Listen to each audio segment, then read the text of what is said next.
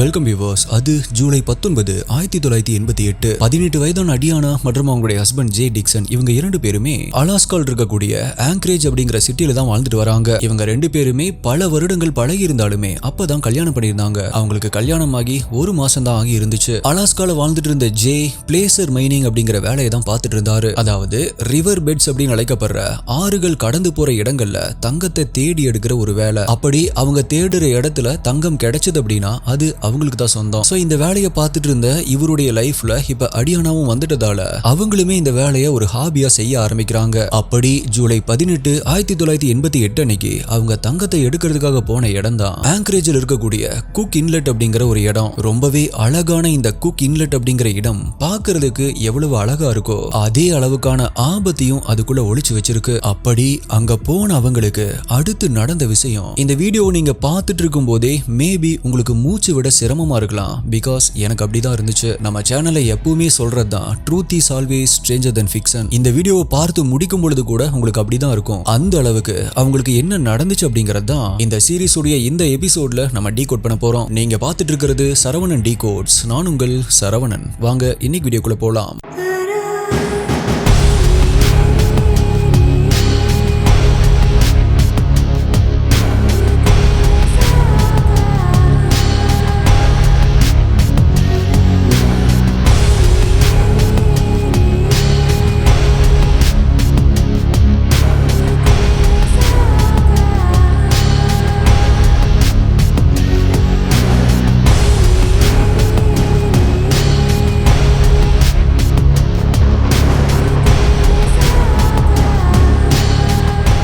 நம்ம எடுக்கிற ஒவ்வொரு முடிவும் நம்மளுடைய வாழ்க்கையை ஏதோ ஒரு வகையில பாதிக்கும். அப்படி நம்ம எடுக்கக்கூடிய முடிவுகள்ல ஒரு சின்ன மிஸ்டேக் இருந்தா கூட அது ஒரு மிகப்பெரிய பிரச்சனையா மாறுறதுக்கு கூட வாய்ப்பு இருக்கு. எக்ஸாம்பிளுக்கு ஒரு சின்ன தவறான முடிவு அவங்களுடைய வாழ்க்கையை எப்படி மாத்துச்சு அப்படிங்கிறது இந்த கேஸுடைய முடிவு உங்களுக்கு தெரியும். சோ ஒரு இக்கட்டான சூழ்நிலையில எப்படி கரெக்டா டிசிஷன் எடுக்கிறது, எப்படி ஸ்மார்ட்டா திங்க் பண்றது அப்படிங்கறத சொல்ற புக் தான் கெட் ஸ்மார்ட். எனக்கு ரொம்பலாம் டைம் கிடையாது அப்படிங்கிறவங்களுக்கு குக் எஃப்எம் பைட்ஸ்ல இது ரொம்பவே சிம்பிளா ரொம்பவே சுருக்கமா சொல்லிருக்காங்க. கண்டிப்பா கேட்டு பாருங்க. இந்த புக் மட்டும் இல்ல, குக் எஃப்எம்ல எல்லா கேட்டகரிஸ்லயுமே எக்கச்சக்கமான ஆடியோ புக்ஸ் இருக்கு. அது மட்டும் இல்ல, மாசம் 20 நியூ ஆடியோ புக்ஸை ஆட் பண்ணிட்டே வருவாங்க. இப்போ குக் எஃப்எம்ல 7 நாட்களுக்கு ஃப்ரீ ட்ரையல் கொடுக்குறாங்க. சோ இதுல இருக்கிற பிரீமியம் கண்டென்ட் எல்லாமே இப்போ அன்லாக் பண்ணி ஃப்ரீயா விட்டுருக்காங்க. அதனால 7 நாட்களுக்கு நீங்க ஃப்ரீயாவே ட்ரை பண்ணி பார்க்கலாம். உள்ள போகும் பொழுது மட்டும் உங்களுக்கு ₹2 பிடிப்பாங்க. பட் அகைன் அது ரிட்டர்ன் ஆயிரும். ஆல்சோ இந்த 7 நாட்கள்ல உங்களுக்கு பிடிக்கல அப்படின்னா நீங்க கேன்சலும் பண்ணிக்கலாம். இப்ப வரைக்கும் ட்ரை பண்ணாதவங்க சும்மா ட்ரை பண்ணி பாருங்க. பிடிச்சிருந்தா கண்டினியூ பண்ணிக்கலாம். இல்ல அப்படின்னா இந்த 7 டேஸ்க்குள்ள கேன்சலும் பண்ணிக்கலாம். ஆப்புடைய லிங்க் டிஸ்கிரிப்ஷன் பின்ட் கமெண்ட்ல கொடுத்திருக்கேன், செக் பண்ணி பாருங்க. குக் எஃப்எம் கேளுங்க, மனதிற்கு பிடித்ததை.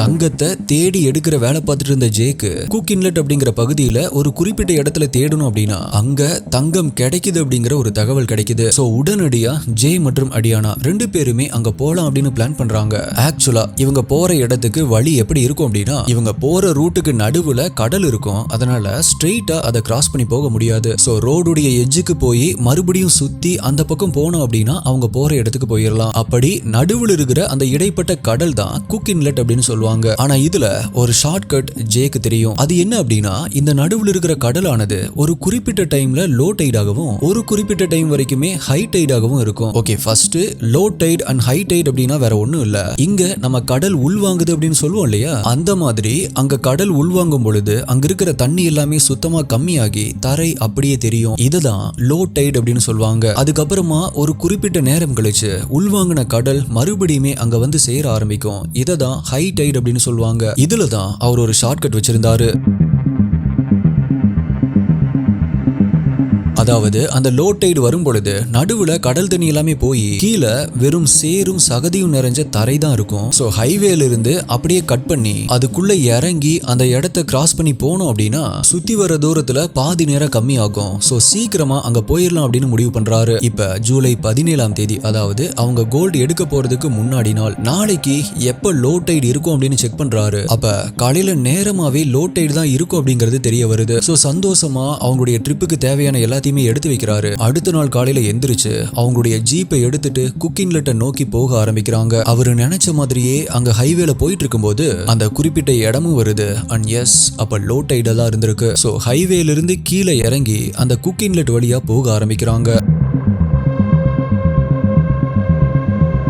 அப்படி ஸ்டார்டிங்ல போகும் பொழுது அந்த ஆக்சஸ் ரோட்ஸ், அதாவது மண் ரோடு மாதிரி இருந்தாலுமே கொஞ்சம் நல்லா தான் இருந்துச்சு. ஆனா போக போக அந்த ரோடு அப்படியே சேரும் சகதியுமா மாற ஆரம்பிக்குது. ஆல்சோ அவங்க போயிட்டு இருக்கிற இடத்துல பல இடங்கள்ல டேஞ்சரஸ் வாட்டர் அண்ட் மட் ஃபிளாட்ஸ் அப்படின்னு பல வார்னிங் போர்ட்ஸ் வைக்கப்பட்டிருந்துச்சு. இந்த வார்னிங் போர்ட்ஸை பார்த்துமே கண்டுக்காம தான் ஜே மற்றும் அடியானா அந்த ஜீப்ல போயிட்டு இருக்காங்க. அவங்க பயப்பட தேவையில்லை, பிகாஸ் இதே மாதிரி ஜே பல முறை இதை பண்ணியிருக்காரு. இதுல அவருக்கு ரொம்பவே எக்ஸ்பீரியன்ஸ் இருக்கு. அதனால அடியானாவும் பயப்படாம அவர் கூட உட்கார்ந்துட்டு அந்த இடத்தை ரசிச்சுட்டே போயிட்டு இருக்காங்க. அப்படி கொஞ்சம் தூரம் போனதுக்கு அப்புறமா ஒரு குறிப்பிட்ட இடத்துல போயிட்டு இருக்கும்போது சடனா அவங்க போயிட்டு இருந்த அந்த ஜீப் இப்ப சகதியில மாட்டிக்குது.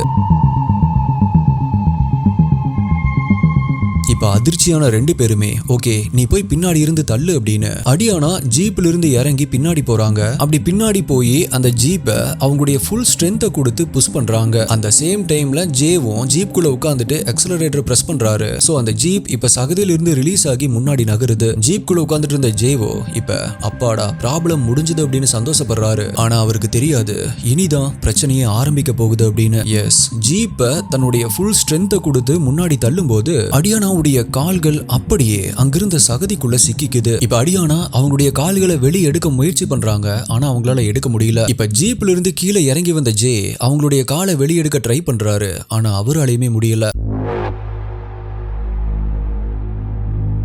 இப்பதான் ஜேக்கு ஒரு ஐடியா தோணுது. தங்கத்தை கண்டுபிடிச்சு எடுக்கிறதுக்கு அவர் யூஸ் பண்ற ட்ரட்ஜை எடுத்துட்டு வந்து அடியானாவுடைய கால் சேற்றுல சிக்கி இருக்கிற பகுதியில அதை உள்ள விடுறாரு. இப்ப அந்த மெஷின் அவங்களுடைய காலை சுத்தி இருக்கிற எல்லா சகதியுமே எடுக்க ஆரம்பிக்குது. சோ அவரு நினைச்ச மாதிரியே கொஞ்ச நேரத்துல அவங்களுடைய ஒரு கால் அந்த சகதியிலிருந்து வெளியே எடுக்கப்படுது. அதே போல இன்னொரு காலையுமே வெளியே எடுத்துடலாம் அப்படின்னு இன்னொரு காலுக்கு அடியில அந்த மெஷினை வச்சு எடுக்க ஆரம்பிக்கும் போது இப்ப அந்த லோ டைடு ஹை டைடா மாற ஆரம்பிக்குது. விச் மீன்ஸ் கடல் நீர் கொஞ்சம் கொஞ்சமா அங்க வர ஆரம்பிக்குது. இப்ப இத கேட்டுட்டு இருக்கிற உங்களுக்கு கொஞ்சம் பயம் வந்திருக்கலாம். ஆனா அவங்க ரெண்டு பேர்த்துக்குமே சுத்தமா பயமே வரல. பிகாஸ் ஜே நினைச்ச மாதிரி அந்த ட்ரட்ஜ் கரெக்டா ஒர்க் ஆயிட்டு தான் இருக்கு. சோ அந்த காலை வெளியெடுத்த மாதிரி இந்த காலையுமே வெளியெடுத்துடலாம். ஹை டைட் இங்க முழுசா வர்றதுக்கு இனிமே அதிக டைம் இருக்கு. அப்படி ஹை டைட் முழுசா வர்றதுக்குள்ள நம்ம ரெண்டு காலையுமே வெளியெடுத்துட்டு ஜீப்பையும் வெளியெடுத்துட்டு அங்கிருந்து போயிடலாம் அப்படின்னு அவங்களுக்குள்ள முழுசா நம்பிக்கை இருந்துச்சு. அப்படி அந்த காலுக்கு அடியில சகதி எடுக்க ஸ்டார்ட் பண்ணும்போது இப்ப அவங்களுக்கு பயம் இல்ல, மரண பயத்தை வர வைக்கிற ஒரு விஷயம் நடக்குது. அவங்களுக்கு உதவிட்டு இருந்த அந்த ட்ரட்ஜ் மெஷின் இப்ப உடைஞ்சு போகுது.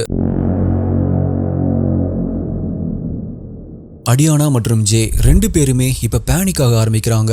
ஜே அந்த மெஷினை ரெடி பண்ண ட்ரை பண்றாரு. ஆனா அவரால் அதை ரெடி பண்ண முடியல. தண்ணீர் கொஞ்சம் கொஞ்சமா அவங்கள நோக்கி வர்றத அவங்க பார்க்க ஆரம்பிக்கிறாங்க. இப்ப ஜே பதட்டத்தோட ஓடி போய் அவருடைய ஜீப்ல இருந்த ஷவல், அதாவது மண்வெட்டி எடுத்துட்டு வந்து அடியானாவுடைய அந்த ஒரு காலை சுத்தி இருக்கிற அந்த சேறு மற்றும் சகதியை தோண்ட ஆரம்பிக்கிறாரு. ஆனா அது ஒரு சிமெண்ட் மாதிரி ரொம்பவே ஹார்டா இருந்திருக்கு. சோ அவரால் கொஞ்சம் கூட அதை தோண்டி எடுக்க முடியல. இதுக்காக தான் யாருமே இங்க வரக்கூடாது அப்படின்னு சுத்தி அத்தனை வார்னிங் போர்ட்ஸ் அங்க வச்சிருக்காங்க. அதுவும் லோ டைட் மற்றும் ஹை டைடுக்கு இடையில ரொம்பவே கம்மியான நேரம் தான் இருக்கும். ஆக்சுவலா அங்க என்ன நடக்கும் அப்படின்னா, லோ டைட் ஆன உடனே தரை ஒரு சாலிட் சர்ஃபேஸ் மாதிரி தான் இருக்கும். அப்ப அது மேல கார் எல்லாமே ஓட்டிட்டு போகலாம். ஆனா அப்படியே கொஞ்ச நேரத்துல அது சேறு மாதிரி மாற ஆரம்பிக்கும். சோ அப்ப கார் அதுல ஸ்டக் ஆயிரும். அதிலிருந்து கொஞ்ச நேரத்துல அப்படி சேறு மாதிரி இருக்கிற அந்த இடம் அப்படியே கெட்டியாக ஆரம்பிக்கும். அப்போ உள்ள என்ன மாட்டிட்டு இருந்தாலுமே அதை வெளியே எடுக்கிறது அப்படிங்கிறது இம்பாசிபிள். சொல்லி வச்ச ஒரு ட்ராப் மாதிரி கரெக்டா அந்த டைம்ல தான் இப்ப ஹை டைடும் வரும். அதே போல அந்த ஹை டைட் அப்படிங்கிறது சும்மா இடுப்பளவு தண்ணி கிடையாது. எக்ஸாம்பிளுக்கு இப்போ ஒருத்தங்க அந்த இடத்துல மாட்டிருக்காங்க அப்படின்னா ஹை டைடு வரும் பொழுது அவங்களுக்கு மேல 30 அடி வரைக்குமே தண்ணீர் வரும். இப்ப நான் சொன்னதிலிருந்து அடியானா எந்த ஒரு சிச்சுவேஷன்ல இருக்காங்க அப்படிங்கறத உங்களால கிளியரா புரிஞ்சிருக்க முடியும் அப்படின்னு நினைக்கிறேன். அடியானாவுடைய இதயம் இப்ப பயத்துல வேகமா துடிக்க ஆரம்பிக்குது. ஜேக்கு இப்ப பதட்டத்துல என்ன பண்றது அப்படின்னே தெரியல. அவருடைய மண்வெட்டியை வச்சு அந்த சேற்றை எடுக்க ட்ரை பண்றாரு. பட் நான் ஏற்கனவே சொன்ன மாதிரி அது சிமெண்ட் மாதிரி ரொம்பவே ஹார்ட் ஆயிருச்சு. அவரால் எதுவுமே பண்ண முடியல. அடியானாவுடைய கால் நல்லா அதுல மாட்டிருச்சு. அதே நேரத்துல தண்ணியும் இப்ப கொஞ்சம் கொஞ்சமா வந்து அவங்களுடைய முட்டிக்கு மேலேயே வந்துருச்சு. இப்ப ஜே என்னால மட்டும் தனியா ஒன்னும் பண்ண முடியாது அப்படின்னு நான் போய் உதவிக்கு யாரையாவது கூட்டிட்டு வரேன் அப்படின்னு சொல்லிட்டு அங்கிருந்து ஹைவேயை பார்த்து ஓட ஆரம்பிக்கிறாரு. பிகாஸ் தண்ணீர் அதிகமா வந்ததால அவரால் இப்ப ஜீப்பை கூட எடுத்துட்டு போக முடியாது. சோ ஜே முட்டி அளவு தண்ணியில இப்ப அந்த ஹைவேயை பார்த்து ஓட ஆரம்பிக்கிறாரு.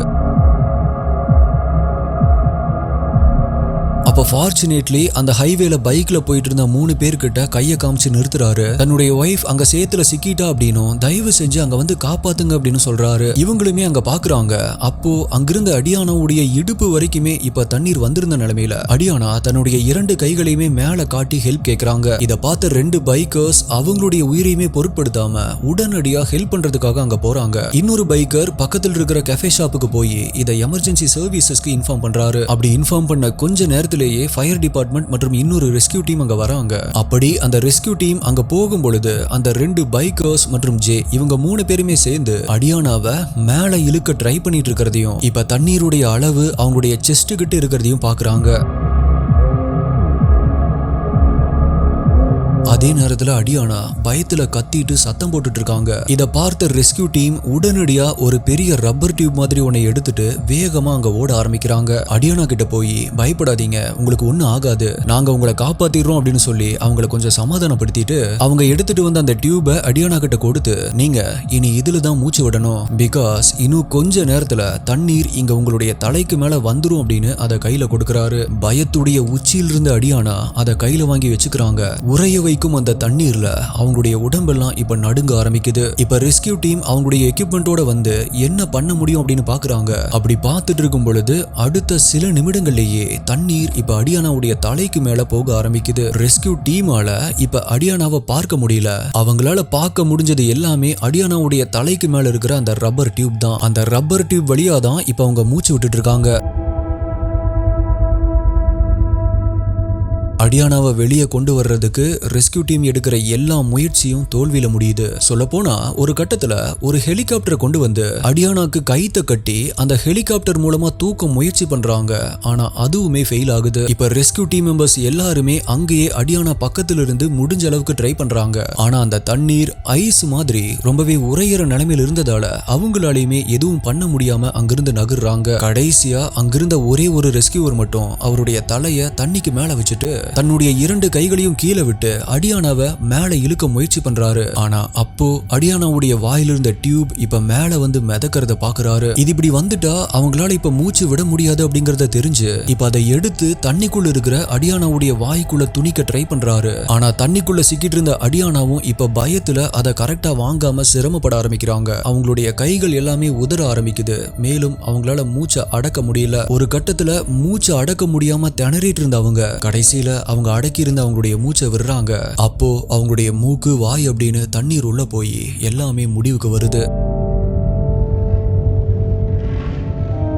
இப்ப கடைசியா அங்கிருந்து ரெஸ்கியூ பண்ண அந்த நபருடைய கைகளும் குளிர்ல மரத்து போகுது. அவருமே எப்படியோ அங்கிருந்து நீந்தி கரை சேர்றாரு. இப்ப அந்த ஹைவேல வந்து ரெஸ்கியூ டீம் எல்லாருமே வெயிட் பண்ண ஆரம்பிக்கிறாங்க. பிகாஸ் இப்ப அடுத்த 6 மணி நேரம் கழிச்சுதான் இந்த ஹை டைட் லோ டைடா மாறும். 6 மணி நேரம் கழிச்சு மறுபடியுமே லோ டைட் ஆன உடனே அங்கிருந்த இறந்து போன அடியானாவுடைய உடலை வெளியெடுக்கிறாங்க. இன்கேஸ் அடியானா சிக்கின கொஞ்ச நேரத்திலேயே ரெஸ்கியூ டீமுக்கு இன்ஃபார்ம் பண்ணிருந்தாங்க அப்படின்னா அவங்க கிட்ட இருந்த ஸ்பெஷல் டூலை வச்சு அடியானாவை காப்பாத்திருக்கலாம். ஆனா ரெஸ்கியூ டீம் இப்போ அவங்க அதை எடுத்துட்டு வரும்பொழுது ஆல்ரெடி தண்ணீர் அவங்களுடைய கழுத்துக்கு வந்துருந்துச்சு. அதனால அவங்களால எதுவும் பண்ண முடியாம போயிருச்சு. இப்ப ரீசெண்டா குற்றாலம் வாட்டர் ஃபால்ஸ்லயும் சரி வேற நிறைய இடங்கள்ல இருக்கிற வாட்டர் ஃபால்ஸும் சரி தண்ணீர் எங்க எல்லாம் இருக்கோ அது எல்லாமே ஆபத்து தான். ஈவன் உங்களுக்கு நீச்சல் தெரிஞ்சிருந்தாலுமே எப்பவுமே கொஞ்சம் பாதுகாப்போட தான் இருக்கணும். பிகாஸ் நம்ம பண்ற ஒரு சின்ன தப்பு ஒரு சின்ன கேர்லெஸ் மிஸ்டேக் கூட நமக்கு பெரிய ஆபத்து அமையும். இதே மாதிரி தான் லாஸ்ட் இயர் நான் ஊட்டிக்கு ட்ரிப் போயிருந்தேன். அப்ப நான் என் கூட வந்திருந்த ஃப்ரெண்ட்ஸ் எல்லாமே சேர்ந்து லேக்ல ஒரு போட் ரைட் போனோம். அந்த போட்ல என் கூட சேர்ந்து ஒரு 20 பேர் இருப்போம். ஆனா போட்ல ஏறின யாருமே லைஃப் ஜாக்கெட் போடல. ஆனா எனக்கு போட்ல ஏறின உடனே என்னுடைய மைண்ட் சொல்லுச்சு, டேய் ஃபர்ஸ்ட் அந்த லைஃப் ஜாக்கெட் எடுத்து போடு அப்படின்னு. சோ நான் தான் அந்த போட்லயே முதல் ஆளா போய் அந்த லைஃப் ஜாக்கெட் எடுத்து போட்டுக்கிட்டேன். என்ன பார்த்ததுக்கு அப்புறமா, அதாவது நான் அந்த லைஃப் ஜாக்கெட் எடுத்து போட்டதை பார்த்ததுக்கு அப்புறமா தான் அந்த போட்ல இருந்த நிறைய பேர் அதை எடுத்து போட்டுக்கிட்டாங்க. ஃபார்ச்சுனேட்லி அன்னைக்கு எதுவுமே நடக்கல. ஆனா இன்கேஸ் ஏதாவது நடந்திருந்தா என்ன பண்றது? எத்தனை கேசஸ் பார்த்திருப்போம், எத்தனை ரிசர்ச் பண்ணிருப்போம், அதெல்லாமே கண்ணு முன்னாடி வந்து போகுமா இல்லையா? சோ நான் இங்க என்ன சொல்ல வரேன் அப்படின்னா, முடிஞ்ச அளவுக்கு இந்த மாதிரி இயற்கை இடங்கள்ல நம்ம சேஃப்டியா இருந்துக்கணும். ஆனா அதுக்கு மேல ஏதாவது நடந்துச்சு அப்படின்னா அதை ஒன்றும் பண்ண முடியாது. So my dear SDA HD investigators, எனக்கு தண்ணீர் அப்படின்னா ரொம்பவே பயம். என்ன மாதிரி யாரெல்லாம் இருக்கீங்க அப்படிங்கறத கீழே கமெண்ட்ல சொல்லுங்க. ஆல்சோ அடியானாவுடைய சிச்சுவேஷனை சொல்லும் பொழுது உங்களுக்கு எப்படி இருந்துச்சு அப்படிங்கறதையும் கீழே கமெண்ட் பண்ணுங்க. அண்ட் அடுத்தது என்ன கேஸ் வேணும் அப்படிங்கறதையும் மறக்காம கீழே கமெண்ட் பண்ணுங்க. நீங்க பண்ற உங்களுடைய பெஸ்டான கமெண்ட் அடுத்த வீடியோல வரும். வேற ஒரு வீடியோல மீட் பண்றேன். நன்றி, பாய்.